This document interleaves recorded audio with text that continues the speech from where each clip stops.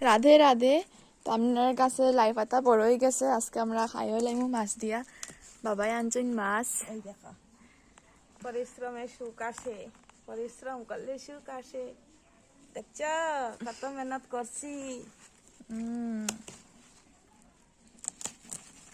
দেখো ওইরকম করবা, আপনারাও করবা, ঘরে বইয়া বইয়া টুকটাক করবা। বড় বাড়ি থাকলে, আমার তো ছোট বাড়ি, এলাই করার জায়গা নাই।